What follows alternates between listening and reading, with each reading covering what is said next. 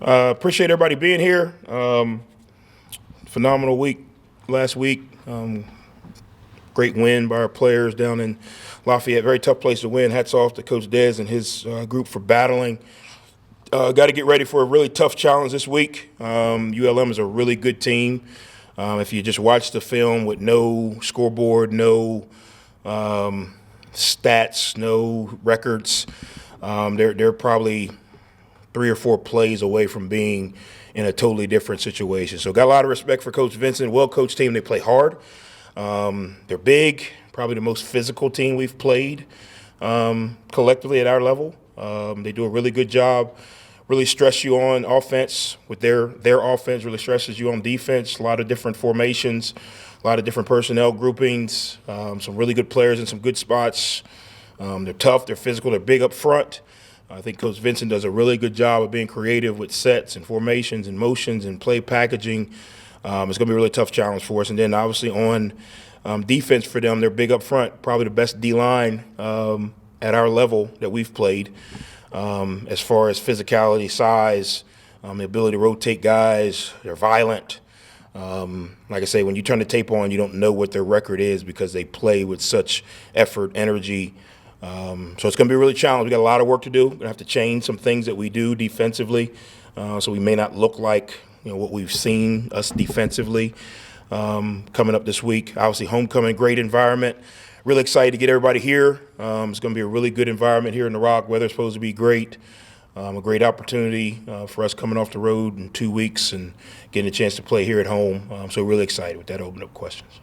Coach, the chance of this program to reach 6 wins, especially this early on, what would that mean for this program and just for your staff and what you guys are building right now? Yeah, I think obviously anytime you get a chance to extend your season, I think that's helpful. I think it's helpful for the seniors to get another game of film for their future. I think it's always helpful for your young guys in your program to get another month of practicing from a development standpoint. I think it's helpful from a recruiting standpoint that you're going to be playing one more game than a lot of other teams in the country. Program-wise, it gives our fans an opportunity to make plans in December to go somewhere. But it all comes back to we still got to maximize this opportunity. We're not there yet. I told the team in the meeting, I mean, we're probably 4 or 5 plays away from, looking at this thing totally different. So we've got to figure out a way to close the gap on those 4 or 5 plays that have gone our way that really maybe, I won't say shouldn't have, but couldn't have gone our way, could have gone another way, and make sure that we take full advantage of this opportunity. I think, again, anytime you can get to a bowl game, I think it helps the entire program community-wise. It gives us an opportunity to do something that has not been done around here in a very long time. I don't take the fact that, you got a bunch of new players. It's hard to get 105 people on the same page to do anything. So for us, I think it would be a huge step that we're moving in the right direction. It's not the ceiling, but to me, it is the foundation of what we want to be able to do consistently. You look at the teams that consistently make bowl games, typically they have developed some guys over time. You go 2 and 3 and 4 years of making bowl games, that's 2 and 3 and 4 more months of football that your guys get to play. So if you bring a freshman in and he goes to 3 bowl games, well, that's 3 more months of football than he gets to play than freshmen who don't. So I think from an overall global standpoint, it's always good to have that consistency because it helps your program develop over time. Last week, 58 plays offensively. Few things that could have factored in. The wind was probably a problem at times. You mentioned earlier that they did some things to keep you guys off the field offensively. Could you kind of speak to that a little bit? Yeah, no, I thought ULL did a really good job. We expect the same thing from ULM. You can't play fast break football with our offense without having a fast break offense. So if you are an offense that is either one new quarterback, ULL, they're a ball control offense anyway. So it looks like, or it makes it feel like, well, we slowed them down. Well, I think we got the ball 10 times. We've been getting the ball 15 times. So even if we don't score on all of them, you score 2 more times. So typically teams that have that mentality, which is a great mentality, if you can take care of the ball and you don't turn it over and you can walk the ball down the field 12, 13, 14, 15 plays, you look up, the first quarter's over, you only got the ball once. It puts a fast break offense in a scenario where every series is at a premium. And that's what I talked to our guys about before last week's game is we can't let the fact that we may not get the ball as much stress us.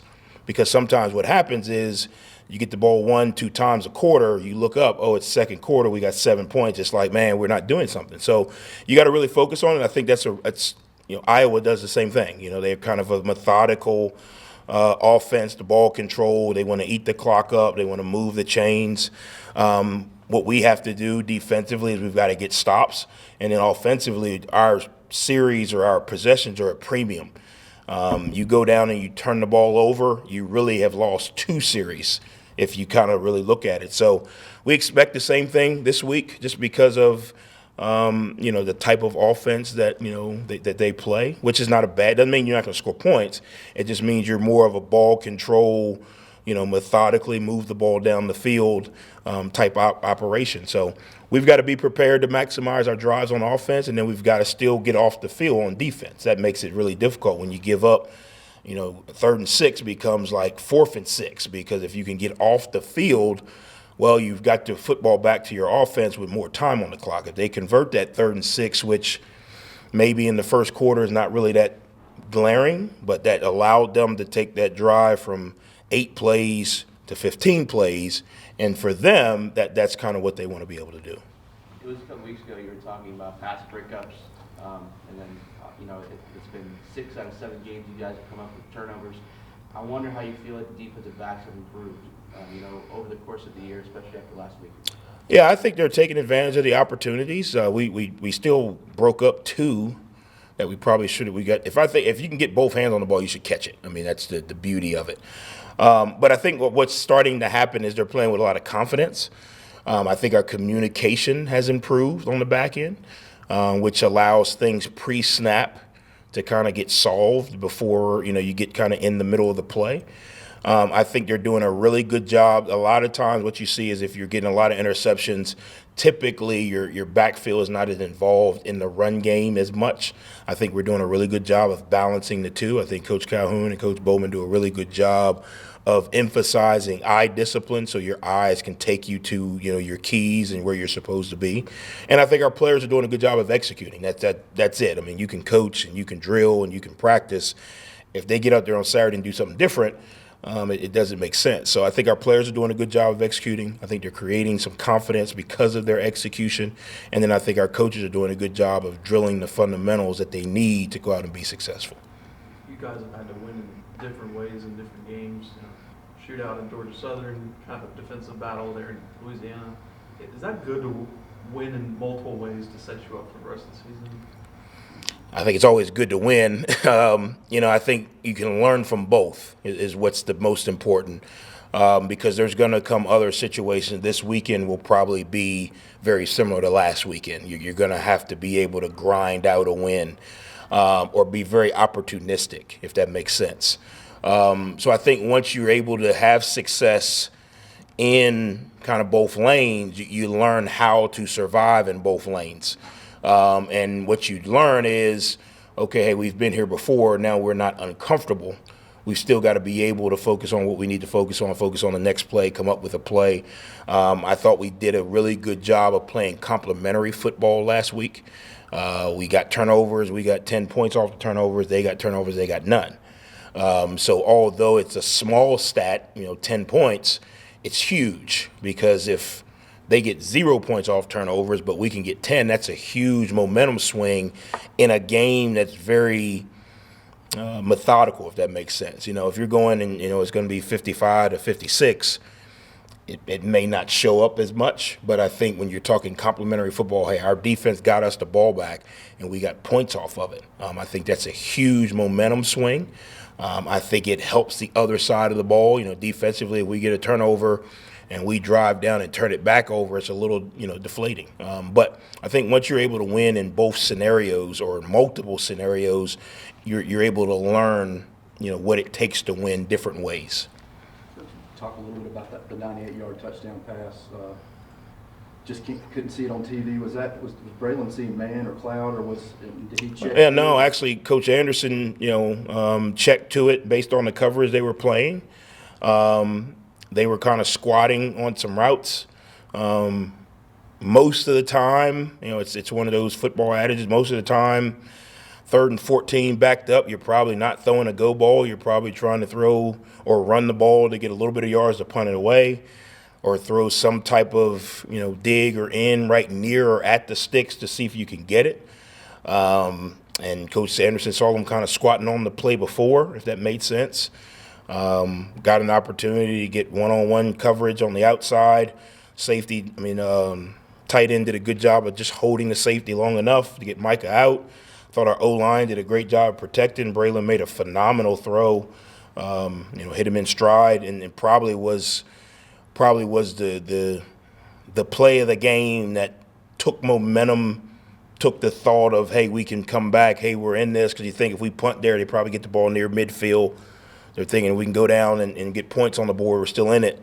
There are some – I always say there's not one play that wins a game, but one play can change a game, and that probably changed the game. You don't get to see it, but when you watch it on the coach's copy, like our defense is on the sideline and they're with their coaches going over the series, and they're starting to talk about, okay, hey, we get the ball at midfield, where's their field goal range, and they're doing that. And when they throw that pass, the entire bench gets up and starts sprinting down the sideline. So you talk about a huge momentum swing, for – I don't know how long the play lasts, but for 30 seconds, 40 seconds there, it completely changed the dynamic of the game. We've been able to make some of those plays. Probably think back here, Ian Foster's pick going against App, just some huge momentum swings. We've been able to make some of those plays. What I've been talking to our guys about is we've got to get some of those plays that aren't as flashy a lot more consistent. I love the flashy, don't get me wrong. But there are some plays where we miss a tackle and turn a 4-yard run into an 8-yard run. There are some plays where we miss a completion that would have been taken from 3rd and 9 to 3rd and 3. There's some plays where we don't just finish a block and a run could spit out. So we've got to also enjoy the flash and keep making those plays.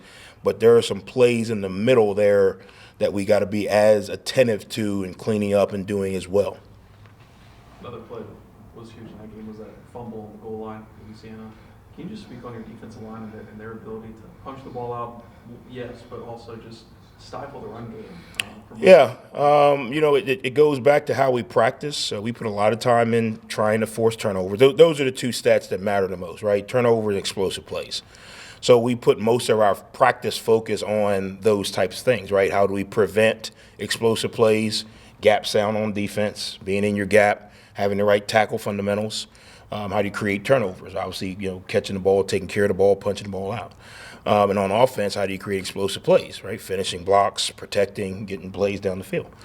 Our defense has that mentality, suffer well. If there's a blade of grass to defend, we got to defend it. They have a lot of confidence in our short yardage package because it's very consistent, if that makes sense. It's amazing. I don't know if you guys paid attention. Avery Sledge goes in 5 plays, and he has 5 impactful plays. Punches the ball out, huge tackle for a loss on another one. So you just talk about a guy that's maximizing his opportunities. A couple weeks ago, he got a fumble recovery out here. The guy finds the ball. So we've talked about it. We got to find a way to get him more opportunities. And those are the things that a lot of guys are, sometimes you struggle with. I don't have as many plays or reps. All right, well, Chris and Mike are playing pretty good, so I can't get upset. So what do? I prepare and I wait for my opportunity. My opportunity comes, I make plays. But I think defensively, we've got a lot of confidence in our ability to play with cohesion. And that's how you have goal line stands. That's how you have short yardage stands. That's how you do stop the run.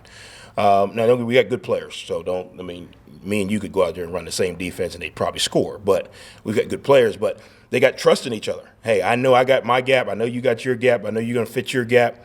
I'm going to do my responsibility so I don't have to try to you think about Jacksonville State. Chris Jones doesn't have to try to play the run and the quarterback. I got the quarterback. So I'm waiting for the quarterback because I trust that you other 10 guys are going to do your job. And that's what we have on defense right now. We got a lot of cohesion and trust in each other. It's because of how they prepare. They know, they all watch film. When you watch our guys practice, the way we've practiced the last couple of weeks has been at a completely different level. Not perfect, but the energy, the accountability, the vocal leadership, the nope, that's not how we're going to do it. They run on the field, run off the field. They're starting to take accountability for what they see on Saturdays. Obviously, we got to continue to do that. And that doesn't mean we go out and win every game. But when you get to that level, in moments where the ball is on the goal line, in moments where it's a short yardage, in moments where you got to come up with a big play, everybody's already trusting that everybody has done what they needed to do to make those plays. Coach, off the growth of Avery, kind of speak to, you're at a point in the season where you're starting to see some of these secondary guys, these depth pieces get better and better. Kind of speak to, them coming in and there's not the drop-off there was maybe 4 or 5 games ago. Yeah, I think it's a little bit to our process. We practice a lot. Most teams get into this part of the season and they start cutting practice back. We don't. We still get as many reps with our 1s, 2s, and 3s. We still do good on good every week, regardless of where we are, in the season.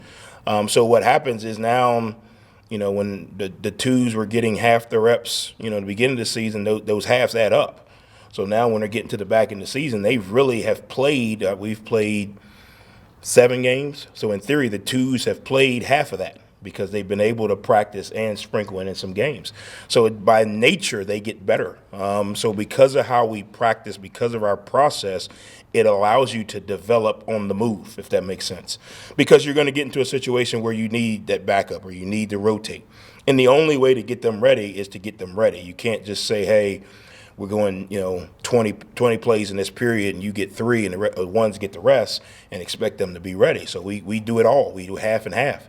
With everything we do. So that way, everybody's getting reps, everybody's getting ready. So now when it comes time to start banking reps or accumulating reps, those 2s now have actually played a good bit. I credit BA and his staff for getting the guys physically ready to do that. I credit our guys for taking rehab and regen and all that stuff seriously each week so we can go out and practice that way. When we get later in the games, our guys start to rely on the fact that, we've already repped 200-300 plays in practice, so to go another 20 plays in this fourth quarter is nothing. And it starts to really build some confidence, and you start to get development on the move. You know what I mean? So a lot of times people talk about development, they're talking, next year, the next year. That's not where college football is now. You got to be able to develop on the move. Does that mean that he's going to go from a 3 to a starter? No. But does Avery Sledge go from 3 or 4 plays a game to maybe 15 or 20? That's a huge difference. Speaking of that too, Javon Tapp has been a guy that's been very explosive.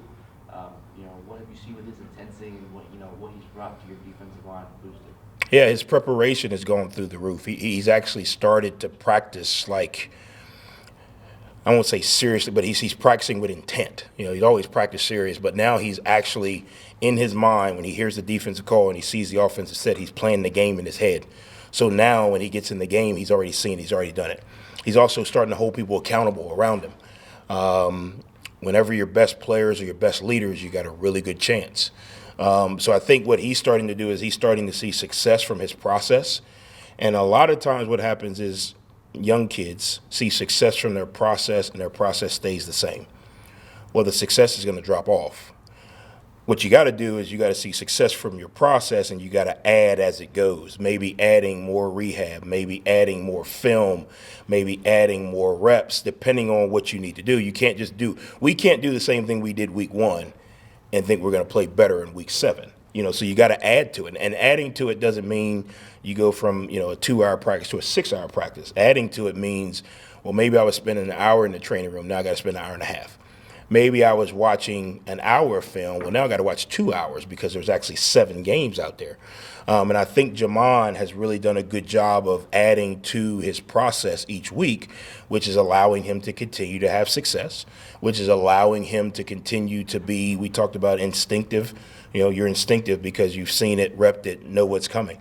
All of those things come through your preparation and your process. And I think he's done a really good job of tying the two together, his process and preparation with his talent.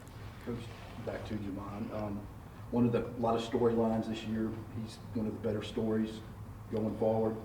Can you talk about, you can take that success story and present it to recruits on the recruiting show, how big that is for your program?